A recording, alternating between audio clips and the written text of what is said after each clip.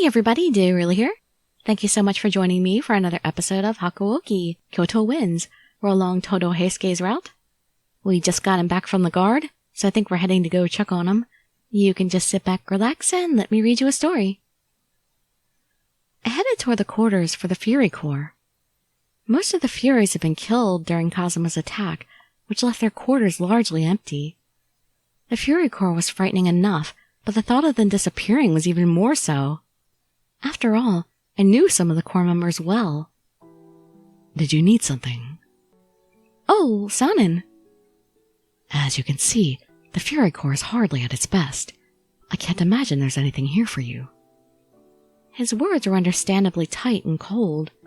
Well, there's you and Heisuke. I know you both well. I was hoping to talk to Heisuke. Is he around? I see. You have interesting taste. Don't tell me you haven't noticed this entire time. Are you the only clueless person about this relationship in the whole Shinsengumi? I'm sorry for disturbing you at a time like this. Well, right now, Heisuke and myself are the only men here who can carry on a conversation. Given the circumstances, I suppose I shouldn't be surprised that you'd rather talk to him than me. It's not that. Very well, I'll go find him. You wait here. Yes, thank you. He left me there for only a few moments before he returned with Heisuke, but those moments felt like an eternity. I felt as if the blood of the Furies who died that night hung in the air around me like a thick, wet cloud. So much blood was shed, even Heisuke's. Hey. I'm sorry to bother you. It's no big deal. So why are you here? I'd only come to see him, but now that I had, I didn't know what to say. He seemed to be feeling much the same. We stood there awkwardly for a while, like two strangers thrown into a conversation for the first time. I just wanted to see how you were feeling. Oh, well, all my wounds have healed. Oh, that's... I caught myself before I said good. Heisuke's injury at Aburano Koji was not something he should have survived. I didn't need any medical knowledge to know that it was a mortal wound. The only reason he was speaking to me now was because the water of life had done its work. He was healed, yes, but he'd become a fury. Good hardly seemed like the right thing to say. What should I say to him? I want to be with you. That's something that should make any man happy. Can I stay here with you for a while? No, not just here, and not just for a while. I want to stay with you as long as I can. I'll leave if I ever get in your way. Can I? Did I just freak him out? He blinked. My sudden boldness had clearly caught him off guard. What should I do? I wonder if he thinks it's weird of me to throw this at him like I did.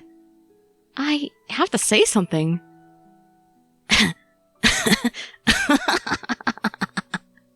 Well, that broke the ice all right. What? What's so funny? Oh, sorry. No, it's not that. Well, what is it? I was just happy, that's all. I don't really know if I'm alive or dead anymore.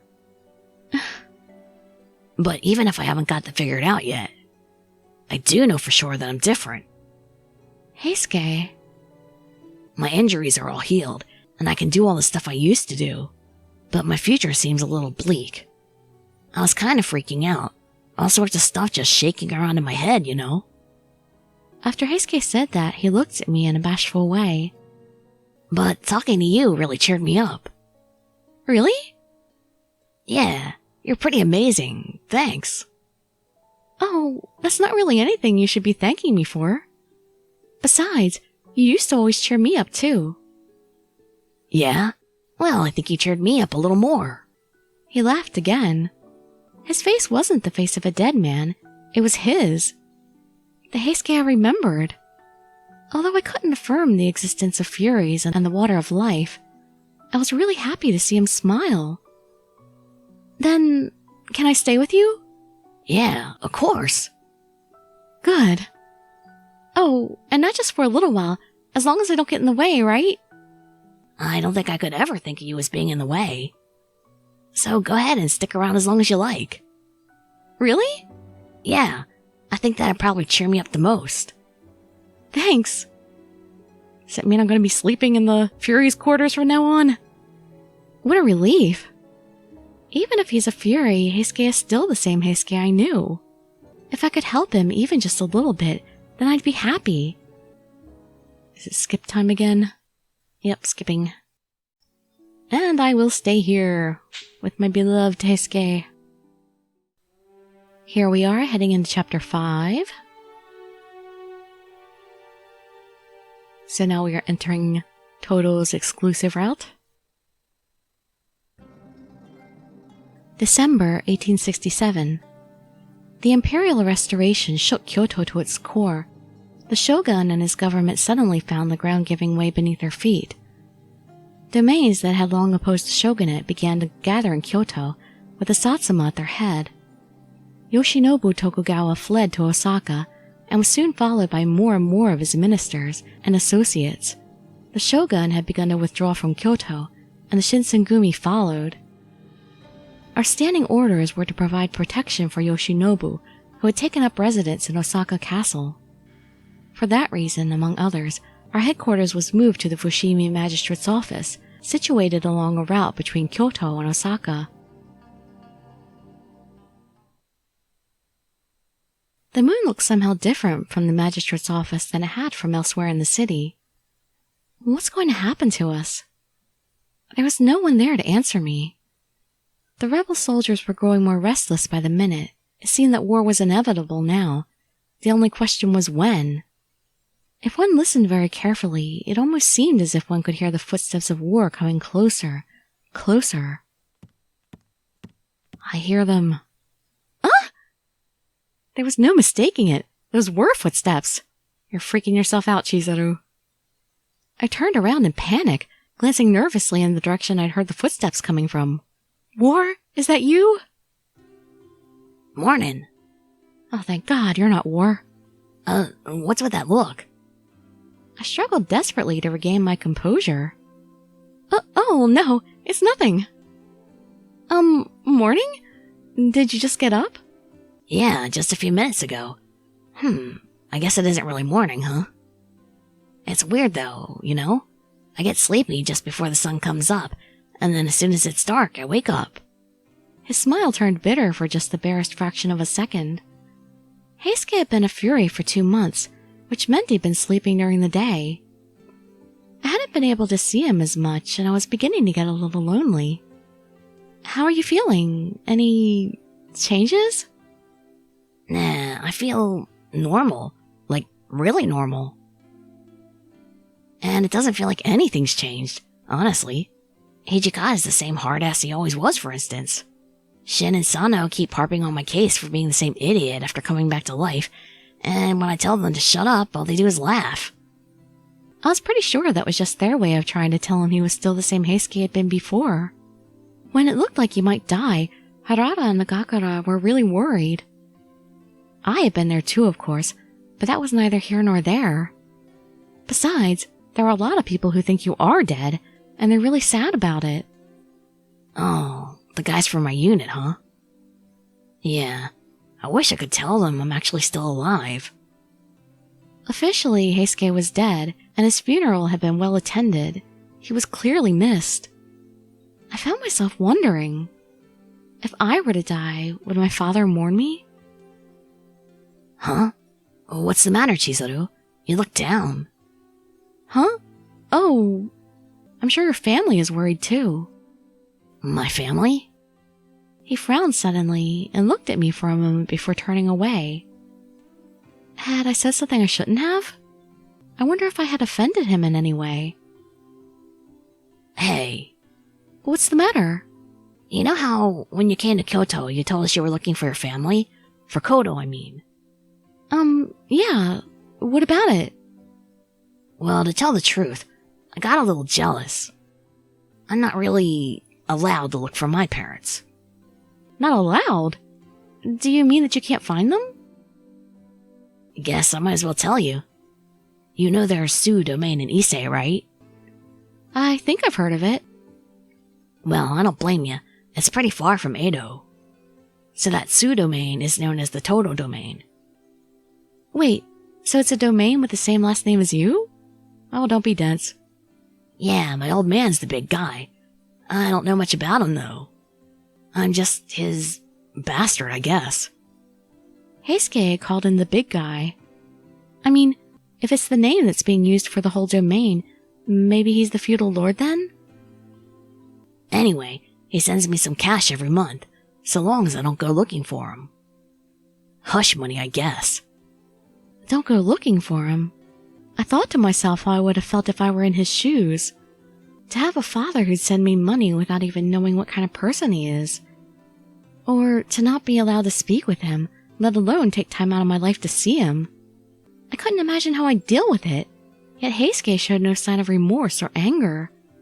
He laughed, but it was flat and without humor. He wore a dejected expression before he spoke.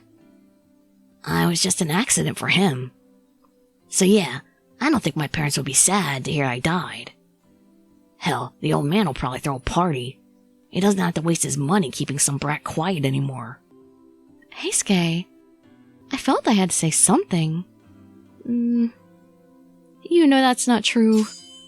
You know that's not true. I didn't know what kind of people Heisuke's parents might have been. They could have been good or bad or indifferent. But right then, I felt they couldn't be completely unconcerned with whether or not he was dead. After all, they were his parents.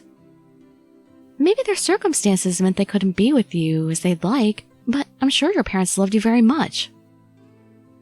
What kind of evidence do you have for that? I only just told you about them, and pretty much all I said was they exist. Look, it's been a long time. I don't really need comforting, okay? You may not be able to see your father, but what about your mother? My mother?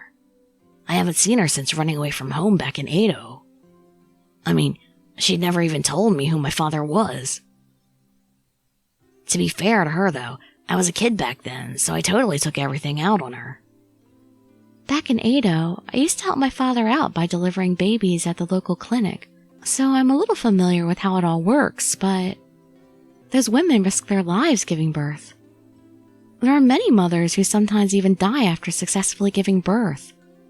So when your mother gave birth to you, Heisuke, she'd walked in preparing for everything, even death. And besides, for your father, you're still getting money every month, aren't you? That means whoever's sending it at least wants you to have enough money to be happy, right? If they didn't care whether or not you lived or died, then why send you money in the first place? Well, like you said, it's hush money.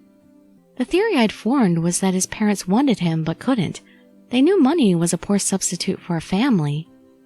It seemed reasonable. He was quiet for a few moments, but at last his face burst out in a grin, and he laughed.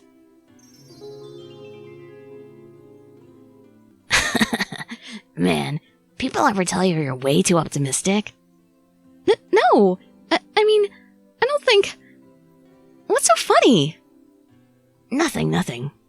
Oh, goodness. That's what I get for trying to cheer you up. Well, I guess if for some crazy reason you are right.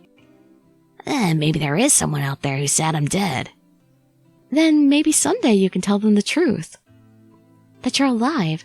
I'm sure they'd like that. Yeah. Maybe my words got through to him. Heisuke's mood had seemed a little brighter, even if it were just a tad than he looked earlier.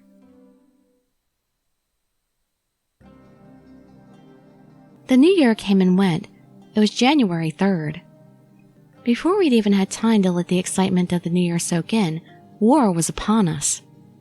One of the major routes from Osaka to Kyoto ran by the Fushimi Magistrate's office. A number of soldiers were traveling to Kyoto by that particular route one day, when they found themselves confronted by Satsuma soldiers. Fighting broke out, and before long, the battle had spread to the magistrate's office. The Satsuma had already set up their men on the high ground, and spent most of the day raining cannon fire on the Shinsengumi, and anyone else unfortunate enough to be in range. As the light began to fade, the guns on the hill gradually fell silent, and it seemed that the day's battle was over. The men guarding the magistrate's office let out a great sigh of relief.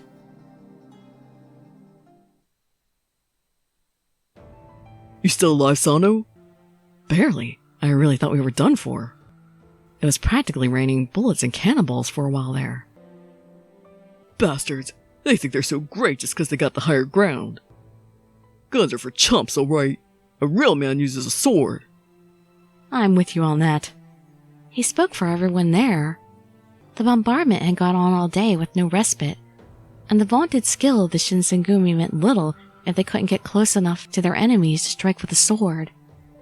Nagakura and the rest had done their best to protect the magistrate's office, but they'd been forced into an entirely defensive battle, and had little to show for it. What's going to happen now? We've been at a disadvantage thus far. But now that night's fallen, we can turn the tables. Their guns will be difficult to aim in the dark. We cannot afford to miss the chance. We must counterattack. Saito's right. Hijikata, what were our losses today? Honestly, bad. If we miss our chance tonight, tomorrow will only be worse for us. We have to use tonight to attack enemy camp. Then it's finally time for us to take the fight to them. We are cut out for this defensive crap. To the front lines! I agree. If these gun battles continue, our position will only deteriorate. Our biggest problem is just going to be getting together enough men. A lot of my guys are out of commission. Yeah, man. I sure wish we had Kondo and Soji right now. Kondo had been shot before the new year and had gone to Osaka to recover under Dr. Matsumoto's care along with Okita. He was doing much better, but he was still in no condition to fight. Guess we'll have to use the Fury Corps. They should still be fresh. I'm sure Kondo would have done the same thing. The Fury Corps? Why so surprised, Toto? We've been chosen. At last, we've been given our chance to shine. Oh, yeah, I guess we have, huh? There was something strange in his voice. Is something wrong? Oh, no. I just hadn't really thought about how I'm part of the Fury Corps. I mean, I know I am. I guess it just hadn't really hit me yet. Well, time to make up for all that sleeping during the day. Awesome! Way to go, Heisuke! Let's go get ready for... The roar of a cannon interrupted Nagakura, and the room immediately fell silent. Are they here already? We leapt to our feet at the sound of a second report, followed almost immediately by the crack of splintering wood. I clasped my hands over my ears instinctively, and when I pulled them away, Hijikata was already issuing orders. Sounds like they got us surrounded. Damn it. Alright, let's move. We gotta push them back. Just as Hijikata had guessed, Satsuma troops had surrounded the magistrate's office. The cannon blew the gate open, and the soldiers were already streaming through the breach. So they decided to come pay us a visit, huh? Well, that suits me fine. Now I don't have to walk my ass out there. Shinpachi Nagakura, captain of the Shinsengumi 2nd Division, coming at ya! He grinned and set off for the gate with a handful of other men. Sanin drew his own sword and looked over at Heisuke. Well, let's get going, Toto. Time to show those imperial fools why they should learn to fear the fall of night. His smile sent a cold shiver down my spine. I felt bad for being suspicious of him, but Sanin had changed. The man I'd met long ago was someone I would have trusted with Heisuke, but Sanin the Fury was... scary. Hold on, Sanin. What is it? We're short on men. You think you can leave Heisuke here? What? Heisuke, I want you to keep an eye on Chizuru here, alright? I'm sure she'd rather be protected by you than around a warrior of ours. Yes, of course. Maybe Harada was looking out for me? Is that alright with you, Sanin? Understood. Alright, then I'm gonna go back up Shinpachi. So I'm leaving this place to you. I suppose it doesn't much matter what you do. I mean, look around us. The front line is everywhere. He drove his sword through a nearby Satsuma soldier in one lightning-fast strike and laughed. The Fury Corps followed behind him, crying loudly as they charged into battle. Fury Corps, follow me. Let them use their guns all they want. They're nothing compared to us. He looked like death. I shivered. Heisuke must have noticed, coming over beside me. Stick close, Chizuru. I'll keep you safe, but you have to stick with me. And that was all he had time to say before the battle was upon us. Blood and bullets fell like rain, and all around us were the cries of the wounded and dying. Damn it, they just keep coming. You alright, Chizuru? You're not hurt, are you? Yes, I'm fine. Are you okay? The battle had been going on for some time, and he'd been hit by both guns and swords in several places. Don't worry about me. Blood still leaked from his wounds, but the flow was quickly lessening, and his wounds were closing themselves. I'm not human anymore, remember? This kind of stuff isn't enough to kill me. What? Then something happened. Huh? What's the matter? Is something bothering you? No. Heisuke didn't even realize. I was pretty sure, but what happened was... The bullet skidded against the side of Heisuke's shoulder, ripping his kimono and splattering blood. Damn! Heisuke! Don't distract him, Chizuru! I reached out to staunch the flow of blood, but before I could, the wound closed. No, I'm fine. This heals instantly. Heisuke's glance lingered momentarily on his now-healed wound, and for a moment I saw sadness in his eyes. Seriously, I'm nothing more than a monster. Swords and bullets got nothing on me. Then I'd heard another gunshot. Why don't you get it already? Guns don't work. Go away. All of you, hurry up and get the hell out of here. It happened again, and this time I saw it. For a moment, his hair was white. But that wasn't all. Gugh. Human bodies are so inconvenient. Once injured, your movements get so dull. Aw, that's a really cool evil-looking smile from Heisuke here. I like that look.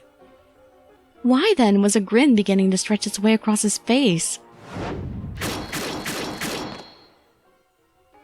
There's only one left, huh? That was pretty easy. Heisuke licked the blood that splattered onto his face. His grin reminded me of the grotesque smile I'd seen on the face of a fury mad for blood. I felt terror rise like fire in my breast, and before I knew it, I was crying out to him. Heisuke, that's enough! Let's go back now! What are you talking about? There's still more, right? Where's the next one? Where's the blood? Oh! There could be no doubt about it now. His hair was white as snow, and his eyes shone with a hideous thirst for blood. Heisuke pulled his sword from the stomach of the last Satsuma soldier with a wet, sickening sound. He lifted his hand, covered in gore, to his face, and stretched out his tongue. No, Heisuke, you can't! I threw my arms around him and tried desperately to pull his arm down and away. What are you doing, Chizuru? It was a stupid thing to do, and I knew it. I knew quite well just how dangerous and uncontrollable furies could be. But I couldn't bring myself to believe that Heisuke could be like that. I cursed myself for not trying to stop him sooner. It's all right now. There are no enemies left. There's no one left for you to fight. So please, stop, Heisuke. At first, he looked at me with anger written plain across his face, furious that I tried to restrain him, but then his eyes caught on the blood covering his hands and sword. What the hell was I trying to do just now? I saw blood, and I lost my senses, and... I took one wavering step, then another. He backed away from me. When he turned back to look at me, his face was twisted with grief, fear, and most of all, despair. Oh, Chizuru, I don't think I can take this anymore. I feel like I get a little bit less human every day. It's freaking me out. And I want to drink blood all the time. It's driving me crazy. He looked small, frightened, and sad. It's going to be okay, Heisuke. You're going to be fine. You're still human. No, I'm... Evening looks like morning to me. The moon's the sun. I'm covered in blood. The smell, how it feels. The warmth. It feels good. Of course it does, Toto. That's how it should be. Trust your instincts. Sanin? There's no reason to hold back. If you desire blood, then you should drink it. How else can you quench your thirst? Sanin! With dark eyes, Sanin invited Heisuke. He looked nothing like a human. Stop it, Sanin! You're going to confuse him! Confuse? No, I don't think so. What I'm suggesting is only natural. If your body needs blood to survive, then why shouldn't you oblige it? Telling a fury not to drink blood is like telling a human not to eat. Are you saying you'd rather he starve to death? Well, I guess if there was no other way to rid yourself of the pain, then you'd have no other choice, but... We aren't human anymore. We're furies. I can understand the pain he feels in a way you never will. In a sense, Heisuke and I are brothers, you might say. He was right. As a fury, he would know what Heisuke was going through far better than I could. But the Heisuke that I knew wasn't the type of person to accept readily the idea of drinking the blood of humans. Just then... Sanin, I appreciate your sticking up for me. But she knows me pretty well. Probably more than you know me, Sanin. Heisuke... The pain that he was feeling had brought him to look up at Sanin and me with a grin. Heisuke, are you alright? Does it hurt? He must have bloodlust. He smells all that blood. No! Heisuke looked pained, but he tried desperately to smile and looked up. Don't worry, okay? I'm not going to drink blood. That's not something a human would do, right? You still consider yourself a human. A shame you aren't. Binding yourself to human morals and values is foolish. Heisuke glared deeply at Sanin. But Sanin didn't flinch, or even react really, in the slightest to Heisuke's gesture. I, too, was once where you are now. I understand what you feel. If you're determined to refrain from blood, here. What's this? A medicine Dr. Matsumoto made for us. It can suppress the bloodlust. Really? I paused for a moment. Could such a thing really exist? But a muffled groan of pain from Heisuke brought me back to my senses. If it could help him, there was nothing to contemplate. Thank you, Sanin. I'm hardly doing him a favor. This is a temporary measure at best. In the end, it would likely only prolong his suffering. A fury's pain will never truly depart until he drinks blood. Then he turned and walked off, but I had better things to do than watch him go. Heisuke's hair had turned white again, and his eyes were now a deep red. He moaned in pain. I had to do something to help him, and that would be... have to make him endure it. Poor baby. He just said he didn't want to drink blood. That's what he told me. If that's what Heisuke wants, then I must do my best to honor it. It's gay. Don't worry. Heisuke was smiling, but I could see the cold sweat dripping down his forehead. He'd never gotten like this before, and even during the days of his training sessions, he kept his composure well. Hey, Chizuru, can you go over there for a second? I don't want you to see this part of me. Heisuke. I was too concerned to leave his side, but even then... Please, let me know if there's anything I can do for you. I walked away from him, hanging out a little distance away, but I kept him in view.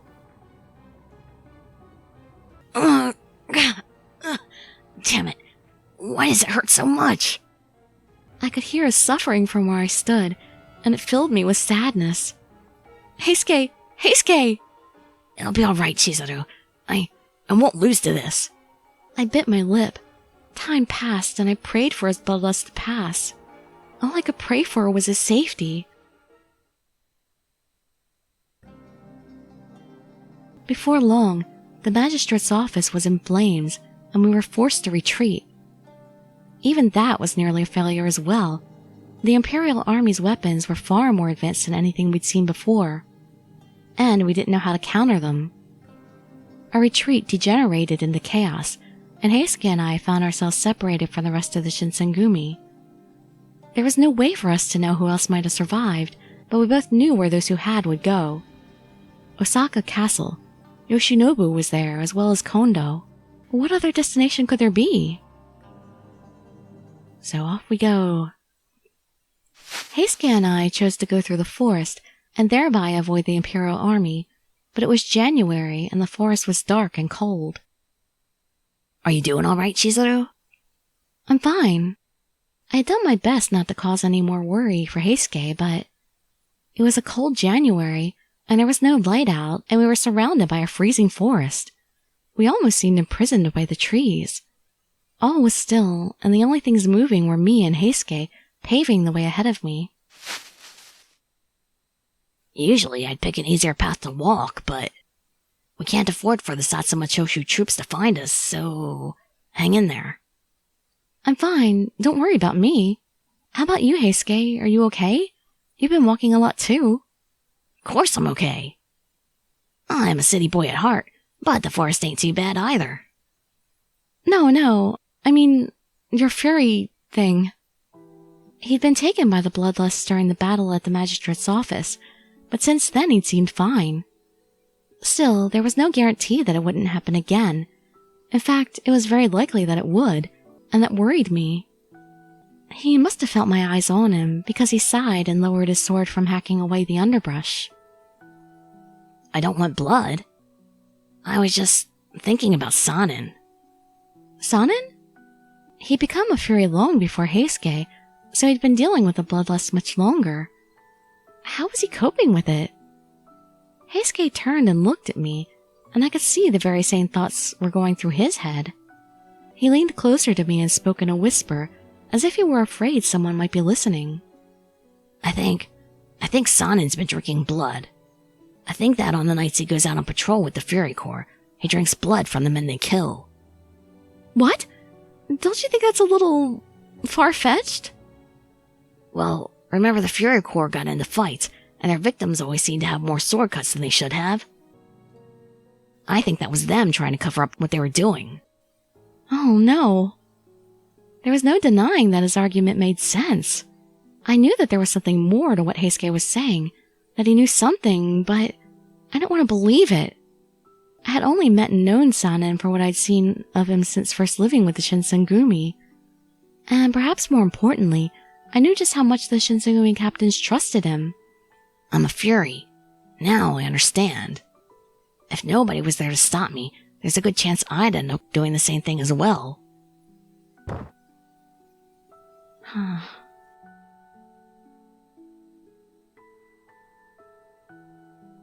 I remember what it felt like at Aburano Koji. My chest hurt, and I could hardly breathe. Everything looked kinda dark. Alright, and there we're going to end the video before we get into this deep conversation. So I hope to see you in that next video to continue along our route with Toudou Heisuke. I think it might be our last video with him, or second to last video with him, because I'm not sure if all the endings are going to fit in one video or not. But I'm sure this is near the end of chapter 5, and then usually the final chapter isn't very long, so I don't think we have much left. So again, I hope to see you there or in some of my other videos, and I'd be so grateful for any likes, comments, subscriptions, or shares with your friends to show some support. Thank you so much for joining me, and I wish you all health, happiness, and safety. Dirili signing out. Bye bye everybody.